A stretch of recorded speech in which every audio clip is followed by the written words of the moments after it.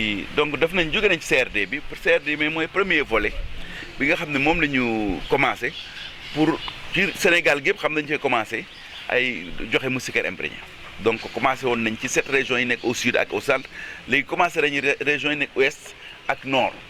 fii nag région Thiès nga xam ne pali bi moom def nañ fa ay jéego yu baax sax parce que bëreetul léegi am na district yu bëri pali bi la mu fay ñëw bëreetul mais pour que ñu liggéey boobu mën a yegg aussi programme national de lutte contre le paludisme vraiment jël na moyen yëpp jox ñu pour que ñu mën a def campagne bu baax donc danañu jox fii pour Thiès pour 2 millions d'habitants ñaari millions gu nit ñooy yeewoo fii ci région Thiès dox nañu million ak ñaar fukki junniy téeméeri junniy moustiquaires muy 1,1 million moustiquaires loolu ndax lan pour que képp foo xam ne lal am na fa ñu teg fa moustiquaire mais pour que loolu mën a antu mën a am il faut que d'abord ñu recenser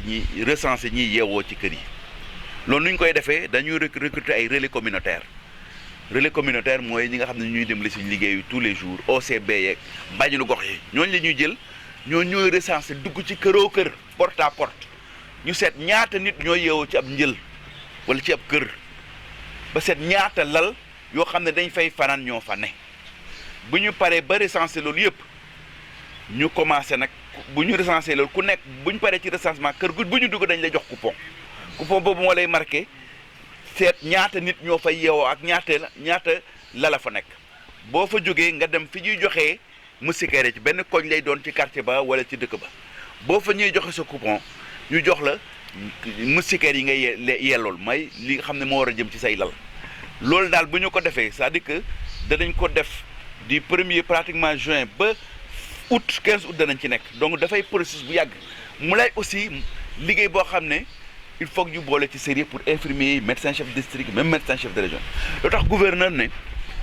aussi ni ko programme national yi kon le pali joxe woon ministère de la santé aussi joxe des directives nañu def ay comité de suivi parce que loo suivrul du dox am na gouvernance danañ fi def comité de suivi régional ñun ñooy xel di liggéey ak yeneen comité de suivi nekk départemental pour que ñuy suivre campagne bi ñooñu comité de suivi mooy validé c'est lu mu validé wul mënuñ koo def comité de suivi na am ba ci arrondissement yi ak sous-préfet yi ñu boole ci maire yi boole ci bàjjenu gox yi boole ci relais yi boole ci ñëpp population bi dépp parce que ñu ñëpp a ko bokk li ñuy def il faut ñu boole ci ñëpp ba nga xam ne moustiquaires yi danañ mën a xam fa ñuy dem parce que encore une fois mooy moustiquaires yi nga xam ne ay partenaires ñoo ñu ko jox bu ñu koy joxe na yem ci population yi buñ ci dugal leneen du ci bokk jox ko population yi parce que loolu bu ñu koy defee mooy peut-être bu ñu demee fii ak 10 ans peut-être si biiru da nekk pour ñun loo xam ne peut-être daf ñuy dundee ko ñu dem ci yeneen maladie loolu daal laa xam ne danañ ko ci liggéey muy liggéey bu métti bëgg ñi journaliste aussi ñu wax ñu jàppale ñu parce que communication bi dafa am solo danañ jox ay moyens yoo xam ne danañ def ay communication ci rajo communautaire yi communicateurs traditionnels yi ay courrier public fépp foo xam ne dañ fay joxe wax xabaar pour ñu mën a dégg lan mooy couverture universelle ci MILDA danañ ko def danañ ko dox donc loolu aussi gouverneur wax na ko léegi ci région dana ci jël ay matuwaay dana instruire préfet yi sous-préfet yi médecin chef de district yi pour que ñu surveiller les moustiquaires imprégnés parce que les agents de santé vraiment ils sont même consciencieux mais xam nga moustiquaires yi ñun dañ ci am expérience c'est-à-dire que bu nekk moustiquaires yi parce que moustiquaire dafa nekk foo xam ne quelquefois nga dem ci marché gis du koy jaay te doo xam fu muy jógee donc ñun lu ñu bëgg mooy suñu moustiquaire nañu koy aar ba mu dem ci population loolu moom ñu liggéey préfet nañ ci liggéey sous-préfet nañ ci liggéey tous les ñi nga xam dañuy liggéey ci affaire administration nañ ci liggéey ba sécuriser moustiquaires yi sécuriser mooy mu delloo ci population yi rek loolu dañuy wax. jërëjëf damay fàttali rek ne nguuru Sénégal à travers li nga xam ne mooy ministère bi saytu wërgu yaram bi ci liggéey depuis boobu ci wàllu xeex sibiru boo xoolee ci fukki at yi mujj yi Sénégal def na jéego yu bari ci wàllu xeex sibiru loolu nag bu ñu ko amee loolu ki nga xam ne mooy kilifa réew mi moom moo am engagement bu doy waar ci fànn boobu mais également ñi nga xam ne ñooy suñu partenaire technique et financier ñi nga xam ne dañuy indi seen i koppar pour jàppale ñu ci liggéey boobu jàpp nañ ci bu baax a baax liggéey boobu nag permettre na Sénégal tey jii fii ak 2030 ñu war a dem ci li ñuy wax élimination paludisme foofu nag bu ñu fa bëggee dem dafa am ay jumtuwaay yu ñu am notamment ay sànke yi nag ñetti at yu ne dañuy faral di def distribution boo xam ne ci Sénégal gi yëpp la ñuy def jot dëggum nañu def juróom-ñeenti région pare nañ ko muy Kédougou Tambacounda Kolda Diourbel Kaolack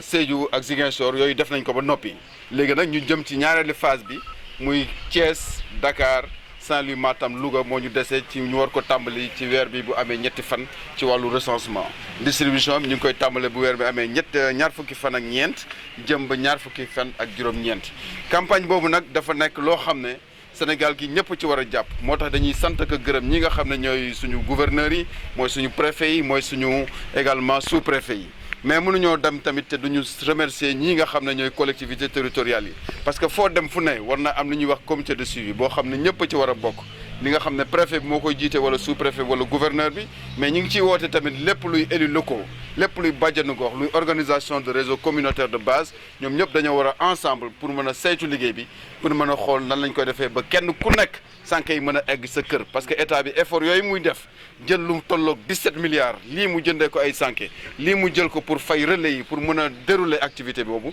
kenn ku nekk war nga cee jàpp parce que état loolu mooy rôle am te mi ngi ciy def bu baax a baax a baax a baax. Effectivement, le gouvernement du Sénégal a décidé de faire une campagne de distribution de moustiquaires imprégnés à longue durée d'action sur l'ensemble du territoire national. Donc au niveau de la région de Thiès, nous faisons cette campagne pour renforcer la lutte contre le paludisme. Parce que déjà dans la région de Thiès, nous avons la chance d'avoir beaucoup de districts qui sont en période d'élimination presque du paludisme. Je citerai le district de Popenguine, de Thiadiaye, et je pense le district de Mbour et même de Khombol, où pratiquement les paludismes autochtones, c'est rarement qu'on le diagnostique. Et que les palus que nous avons vus en 2018 ont été des paludismes importés. Donc pour maintenir cet élan de lutte, il faudrait que nous puissions, sous la houlette du programme national de lutte contre le paludisme, de couvrir les populations encore en moustiquaires imprégnés, c'est-à-dire de renforcer la couverture. Comment ça va se passer? Au niveau de la région de Thiès, pour une population de 2 100 000 habitants, nous allons distribuer 1 100 000 moustiquaires imprégnés. C'est-à-dire que pour un moustiquaire sera donné pour chaque 2 personnes que compte la population de Thiès. Donc, pour se faire ce travail que nous voulons rigoureux, nous allons d'abord commencer un travail avec les autorités administratives. Là où se déroulera la campagne, sur toute la région, sur toute l'étendue de la région de Thiès, les autorités administratives vont mettre des comités de suivi. D'abord, au niveau de la gouvernance, il y aura un comité régional de suivi des opérations. Au niveau des préfectures, il y aura des comités départementaux de suivi de cette couverture. Et au niveau des sous-préfectures, là où les populations sont, au niveau des villages et villes, les sous-préfectures, les sous-préfets vont mettre en place des comités de suivi de cette opération. C'est vraiment les autorités administratives, les maires, les présidents de conseils départementaux seront associés. Mais les OCB, les groupements de femmes, toute la population sera associée à ces couvertures. Et donc après ce suivi, il y aura une période de recensement qui va durer 5 jours. Donc nos relais communautaires que nous allons prendre au niveau des communautés vont rentrer dans toutes les maisons de la région de Thiès pour voir le nombre de personnes qui dorment dans les maisons et le nombre de couchages qui existent. Après, cette période de recensement, qui va donc devoir effectivement combien de personnes nous vont recenser et le nombre de lits de couchage que nous avons recensés, à partir de 24 va commencer la distribution des moustiquaires imprégnés, qui est une phase compliquée, écrite. Donc nous faisons tout faire pour que ces moustiquaires destinés aux populations arrivent aux populations. Parce que c'est ce que nous voulons à la fin, c'est que toutes les populations puissent dormir sur le moustiquaire. Et si nous continuons, si nous parvenons à réussir cette campagne, c'est-à-dire à distribuer les 1 100 000 moustiquaires, nous pourrons améliorer le travail que nous avons fait à Thiès. C'est-à-dire que c'est quoi? C'est-à-dire que dans la région de Thiès, nous enregistrons moins de 3 personnes sur 1000 qui présentent le paludisme durant l'année. C'est-à-dire que je peux donner, nous avons eu 2,25 pour 1000 personnes qui ont eu le palu. Donc les zones où le palu est en train d'être contrôlé vont être renforcées et à la longue, pas éliminées. En tout cas, le palu sera sous contrôle dans la région. Bien sûr, nous allons investir tous les moyens de communication que nous trouverons. La télé, toutes les radios, qu'elles soient communautaires, régionales, mais également les crieurs publics au niveau qui sont des quartiers, les OCB seront utilisés. Tous les relais communautaires, les Badjinokor seront utilisés pour que l'information arrive à tout un chacun dans la communauté. Je pense que c'est un travail fastidieux. Nous prions Dieu qu'il puisse nous aider à arriver à nos fins. Alors, effectivement, vous savez que les moustiquaires imprégnés sont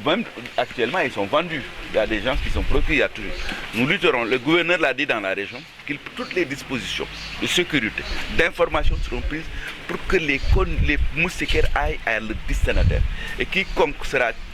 tenu en train de vendre des moustiquaires, la loi tombera sur lui avec toute sa rigueur.